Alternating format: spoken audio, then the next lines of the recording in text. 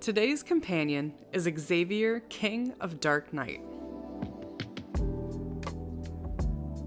Darknight is a limited red solar myth pair and also unlocks the specialty matching wand for MC called Final Resound. As the King of Darknight, Xavier is the future and fallen Philosian king, sending the constantly reincarnated lost souls of the damned back to the other side. His powers are centered around light and a big-ass sword, and he's described by the game as DPS, burst, and single target. Darknight is just that, a single target hero off on his own, however, empowering you, his beautiful queen, to control the field with AoE. You both scale on max HP and attack. His overall mechanics have to do with battle resource management and a state change while enemies are weakened, hence burst. A lot of Darknight's gameplay has to do with his passive, and I'll absolutely admit the game doesn't explain it very well. So let's talk about some of the things and names in said overly long, complicated passive, and then I'll break it down for you. Darknight Coronation is your extra skill that applies that state change, and that state change is called Darknight Reign. It's an empowered state for 9 seconds. It has a 30-second cooldown active with Coronation, your passive. Last Words is using your actives to consume this battle resource to reduce Coronation's cooldown and grants Lumenflora stamen up to 3 stacks. Your Lumenflora are obtained through the support skill while Reign is active, and it deals AoE damage. Radiant Ripples, AoE created through Chosen One's blessing, and it's a big circular AoE around you. Pilgrim's Prayer is the state that increases your accumulation of last words. Look, the words don't matter, just the rotation. Trust me, we'll get to it.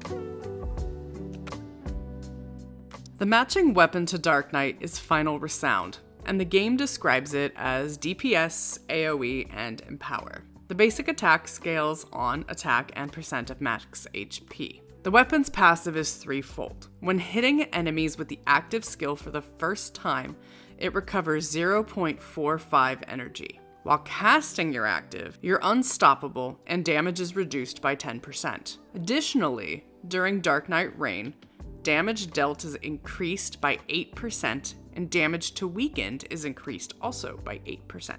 The active simply does an AoE, and within a very specific 2.7 second window of casting, if you have 1 stack of last words, you can cast it again with enhanced damage. Your charge attack is just an extra owie ray of light. Let's talk Darknight's matching solar pair ranks. The starting effect is when you're not in Darknight Reign. Hitting with charge attack grants Pilgrim's Prayer, increasing acquisition rate of last words for 10 seconds. Gaining it again refreshes the duration.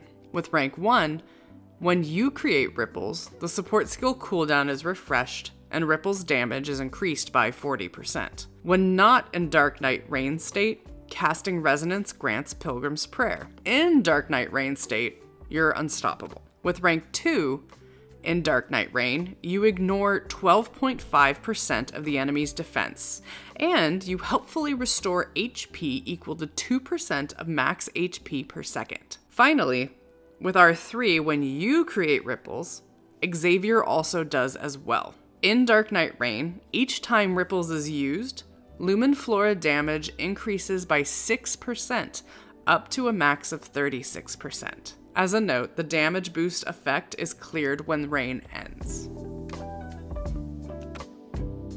Darknight's descriptions are overly complicated. Like, seriously, look how long this passive description is. Simply, your goal is to weaken enemies, enter Darknight Reign with 3 Lumenflora, and burst the enemy down. This means you want to time your resource management so that when you resonate, you have 3 flowers to do all that ripple-y damage. And it's not as hard as you think, you just need to ignore the shiny flashy buttons. Essentially, the skill rotation is as follows.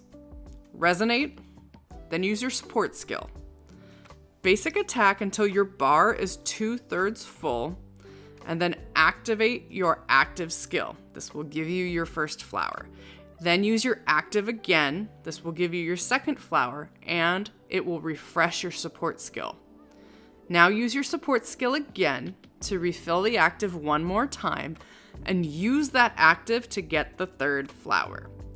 Resonate to weaken, and then enter your special state, Darknight Reign. At this point, you'll want to use the updated active to use ripples, and just use ripples, ripples, ripples, and use your support skill as it charges. Normally, the rule of thumb is to use your support skill whenever it charges. However, when you're not in Darknight Reign state, due to the fact that the active and the support skills play into each other based on damage and cooldown, pay close attention to your thumbs, not accidentally drifting during the battle towards that support skill. As Darknight scales primarily on max HP, prioritize HP bonus across secondary stats when possible. And he also scales on attack secondarily, so include attack bonus when you can. As Darknight also wails on weakened enemies, I do a damage to weaken build, and include that when possible. If you're using the Protocore preset, absolutely select weakened. After I got over Xavier's voice changes like a prince going through puberty, I really enjoy Darknight. While he seems complicated, he's very much there to send the souls of the damned home in a shiny ball of ripply light, and I approve. If you enjoy playing companions like Darknight, you might like these. For more AoE fun, check out Zayne, Foreseer. If you're into resource management mechanics, check out Caleb, Farspace Colonel, or Rafayel, Abyss Walker. Feel free to drop me any questions or comments below, and practice makes perfect, so get out there and say some last words. Otherwise, check out this companion video next, or you can review Lad's battle basics here. Happy hunting!